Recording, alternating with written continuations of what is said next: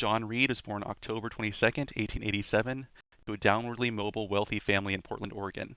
Portland today might have a reputation for being a little bit weird and very liberal, but at the time it was an extremely conservative town. His mother, Margaret, was the daughter of a rich capitalist named Henry Green, and his father was C.J. Reed, who had at one time been a moderately successful businessman himself. C.J. Reed had been hired as a U.S. Marshal by his friend Teddy Roosevelt in order to root out corruption in Oregon, but he got fired after a Taft fundraiser tried to get him to give money to the Republican Party, and his response was to kick this Republican fundraiser down the steps of the courthouse. This made Taft very angry, and he fired him.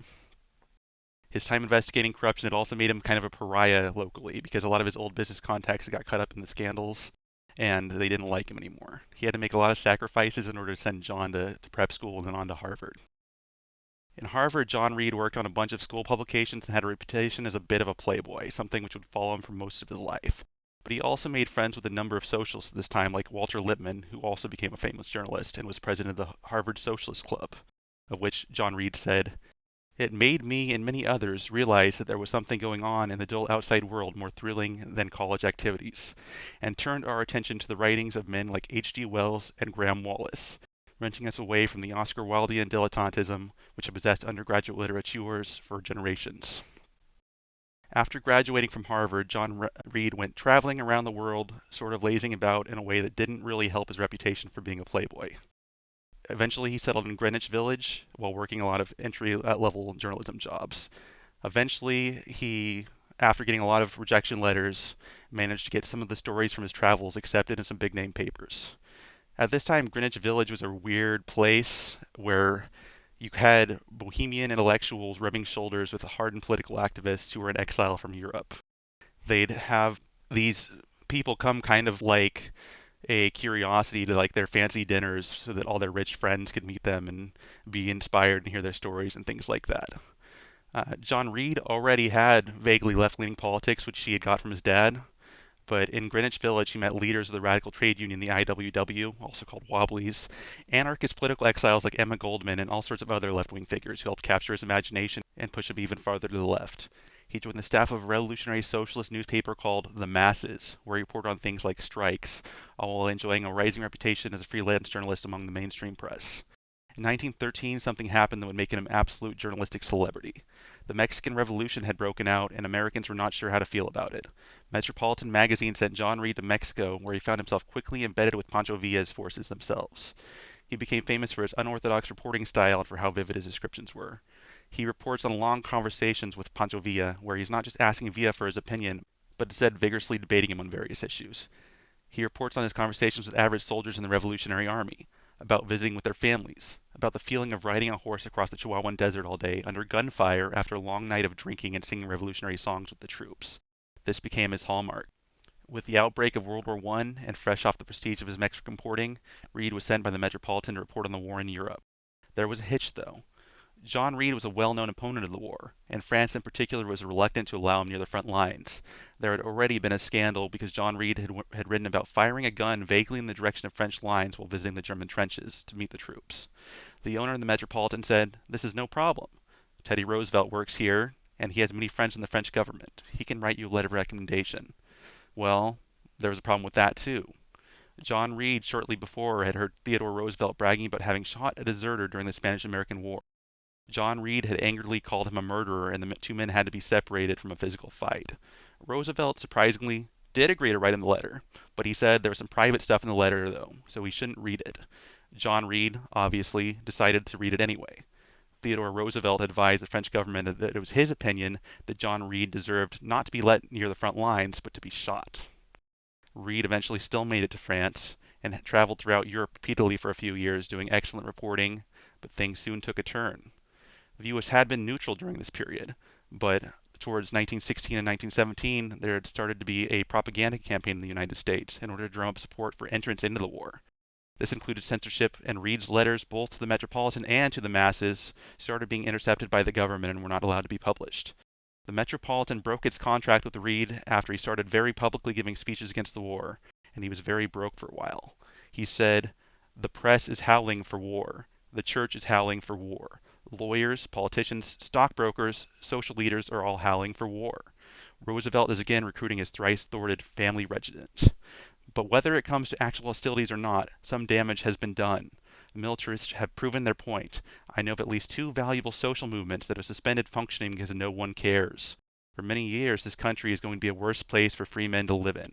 Less tolerant, less hospitable. Maybe it's too late, but I want to put down what I think about it all. Whose war is this? Not mine. I know the hundreds of thousands of American workingmen employed by our great financial patriots are not paid a living wage. I have seen poor men sent to jail for long terms without trial and even without any charge. Peaceful strikers and their wives and children have been shot to death, burned to death by private Texas and militiamen. The rich have steadily become richer and the cost of living higher and the workers proportionally poorer. These toilers don't want war, not even civil war, but the speculators, the employers, the plutocracy, they want it, just as they did in Germany and in England. And with lies and sophistries, they will whip up our blood until we are savage, then we'll fight and die for them. Him and his wife, Louisa Bryant, after this, decided that they were going to go to Europe to report on the aftermath of the February Revolution. Russia had overthrown the Tsar, and a lot of newspapers are very hungry for stories on this. Louisa Bryant and John Reed did not have any formal backing from a newspaper, but they were hoping that because this was such a popular issue that they'd be able to sell their stories anyway. Shortly after they arrived in Russia, there was a second revolution, the October Socialist Revolution, in which the Bolsheviks came to power. Reed got caught up in this revolution himself and tried to document at the same time that he was also an active participant. He was working for a translator for the government at the same time that he was taking notes for what would, after his death, become his most famous work. This isn't very standard journalistic practice, but it got some interesting results. He wrote this into a book that would be called 10 Days That Shook the World. In the introduction to this book, Reed says, "No matter what one thinks of Bolshevism, it is undeniable that the Russian Revolution is one of the greatest events of human history, and the rise of the Bolsheviks a phenomenon of worldwide importance. Just as historians search the records for the minutest details of the story of the Paris Commune, so they will want to know what happened in Petrograd in November 1917, the spirit which animated the people, and how the leaders looked, talked, and acted. It is with this in view that I have written this book. In the struggle, my sympathies were not neutral, but in telling the story of those great days, I have tried to see events with the eye of a conscientious reporter interested in setting down the truth." Reed's mainstream journalism career was over at this point. After returning to the United States, he threw himself into trying to organize the pro-Bolshevik left and became a leader of the Young Communist movement, which had split from the more moderate Socialist Party. He was hounded by censors and police surveillance during this time and had to even fight to get his notes back so that he could write his book. In 1919, the U.S. government indicted John Reed for sedition, so he snuck out of the country working on a ship before getting to Scandinavia and smuggling himself into Russia, where he continued working for the Communist International. In 1920, he tried to sneak back into the United States, but was found hiding in a ship in Finland and was arrested. He had diamonds and money that were meant to support the communist movement in the U.S., and he was arrested for smuggling. Despite being a U.S. citizen, the American government had no interest in securing his release or even his extradition. They just wanted to have his documents be seized and sent on to them. John Reed led a hunger strike in prison, which got him freed from prison, and he was able to return to Russia. But he was very weak by this time from his experiences in prison. He shortly afterwards went to Baku in Soviet Azerbaijan in order to give a speech to the Congress of the Peoples of the East, a conference meant to build an alliance between the communist movement and anti-colonial movements.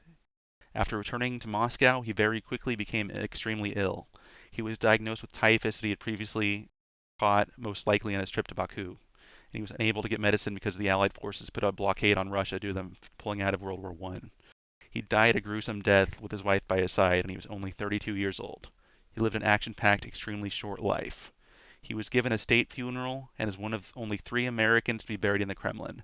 He became a sort of martyr to the American socialist movement and is still generally held in high regard today. He has a much more complicated legacy in the U.S. at large. His own hometown didn't even have a monument to him until 2001, which is a little bench in the park next to the Portland Zoo. John Reed spent his last years hounded by police and forced to flee the country which he was born in.